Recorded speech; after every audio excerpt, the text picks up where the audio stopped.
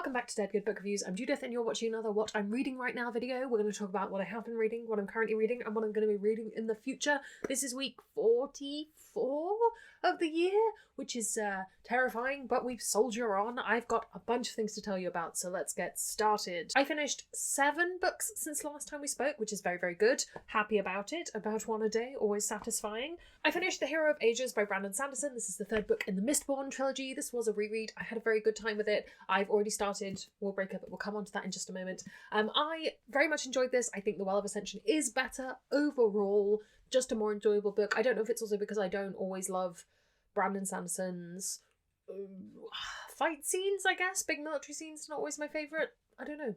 It just didn't gel as much with me. But overall, as a trilogy, I really enjoy it. I think the rating for a trilogy overall is probably like a 4.5. This one's more like a 4. After that, I finished The Poisoned Song by Jen Williams. This is the 3rd book in the Winnowing Flame trilogy. We've been knocking out trilogies left and right here.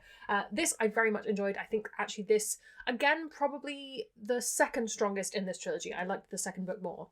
Weird, these series where the 2nd books are better. Very rarely happens for me, but there we go. Maybe I'm entering a new phase of life where 2nd books will be my favourite. Had a good time with this, loved the emotional payoff, thought that the kind of revelations of the book weren't too heavy-handed, which I always appreciate. I don't like a 3rd book where they suddenly reveal that the world worked in a completely different way. Not always here for that. That was mostly in book 2. So yeah, it was resolving things, tying off knots, leaving various things open for you to enjoy if you want to.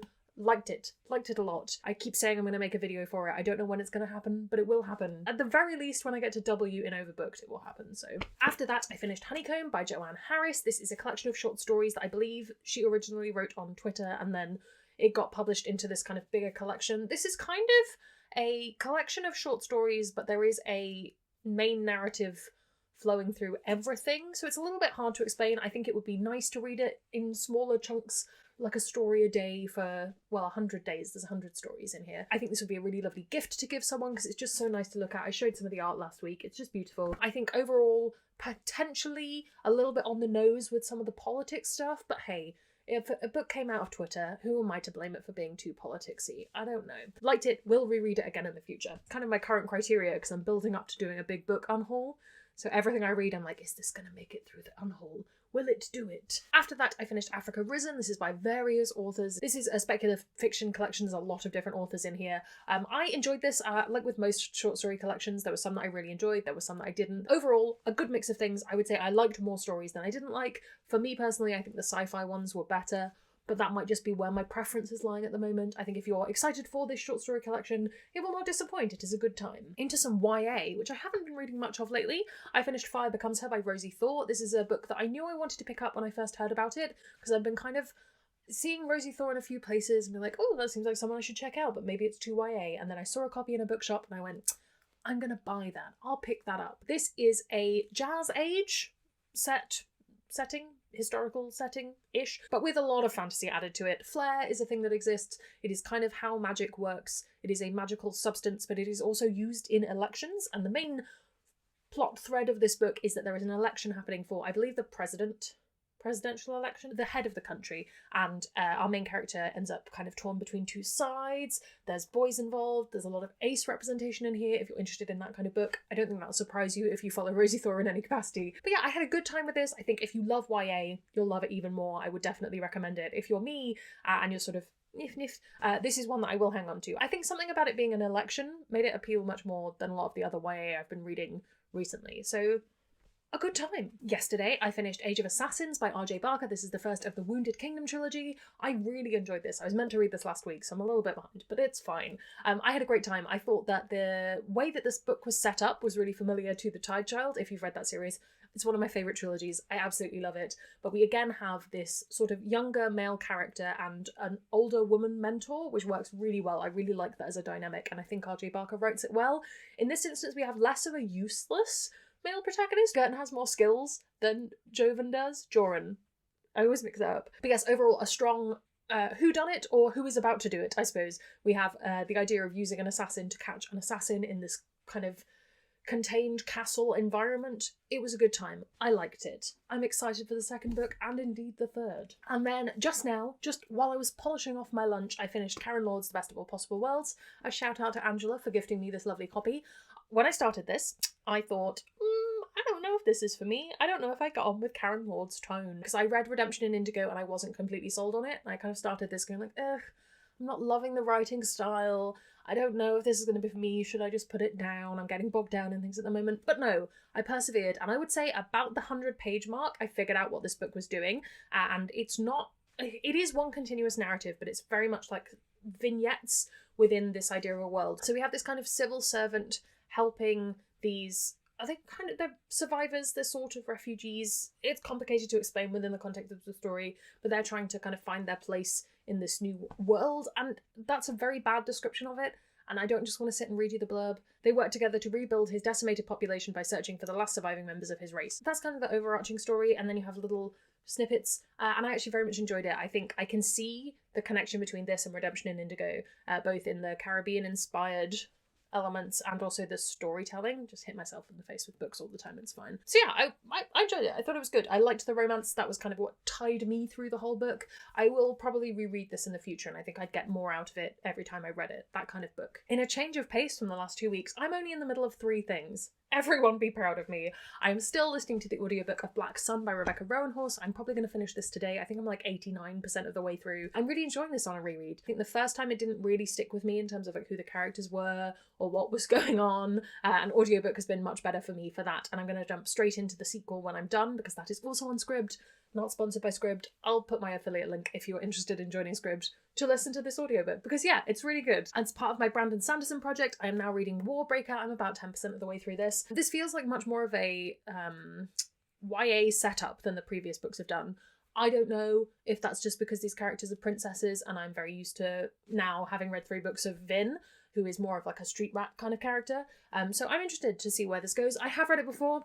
This has proved to me that I don't remember anything about it, so we'll get halfway through that this week. We'll finish it next week. You know the drill at this point. And then I'm also reading Heart of the Sun Warrior by Sulin Tan. This is the sequel to Daughter of the Moon Goddess, and so far, enjoying it. I don't think it is as strong at this point. I think I'm 30% of the way through.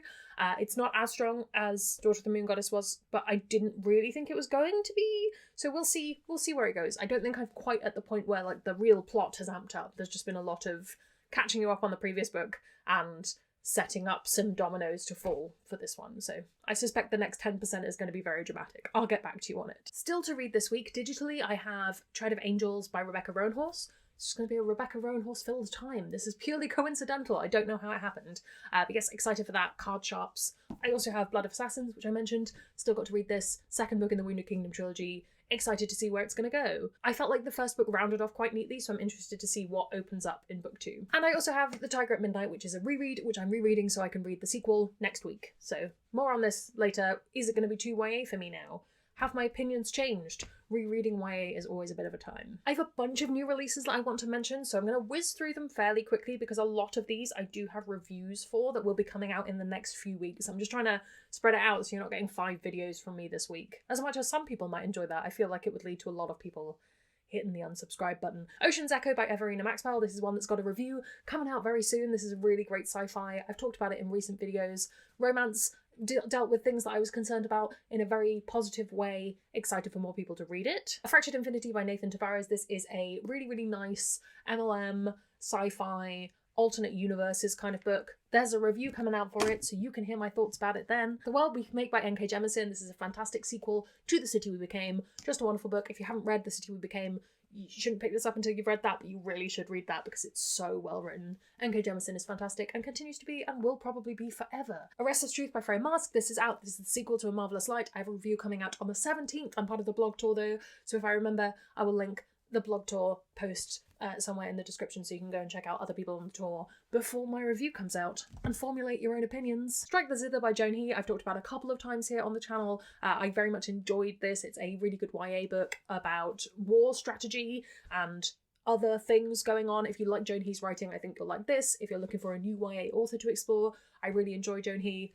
Yay. And a couple that I haven't yet read. The Luminaries by Susan Dennard. I'm not planning on reading this because Susan Dennard is one of those authors that I just haven't really vibed with, but I've seen this everywhere, so I thought I'd probably mention it in case it triggered a memory for you that you really wanted to read that. Now you have the chance. And lastly, I have actually bought this already, but I don't think I'm going to get to read it for a couple of weeks. Wildest Hunger by Laura Lasco. This is the 4th? Yes. I think it's the 4th book in the paranormal investigations series. I've really loved them. Murder mysteries, but paranormal, and a great time. I really enjoy them. I have a video up for the rest of them that I'll link somewhere if I remember. I said a lot of stuff was coming out around about the 1st of November. It's a lot. I think that's everything. I've not had any book mail. I've got a sewing book coming that I might mention next week if I remember, but to be honest, it's not super relevant to all of this, so perhaps not. What have you been up to? What have you been reading? Let me know down in the comments below. If you haven't already, while you're down there commenting, please do subscribe. It makes me feel loved and appreciated. You can also follow me on social media. Come hang out on Discord where we have chill chats about books. Nothing makes me feel more loved and appreciated than my patrons over on Patreon who support the channel and get early access to videos and bonus content like my TBR for the next month. If you're interested in checking that out, that'll be linked below as well. Thank you so much for watching. That's all from me, and I will see you in the next one. There's gonna be some bloopers now. Welcome back to Dead... Whoa, nope, that's not what I want to do. An enjoyable time had. Where am I going to put this? I need to stop making just piles of books around me. I'm making another pile. What am I in the middle of? I should know. I'm in the middle of them.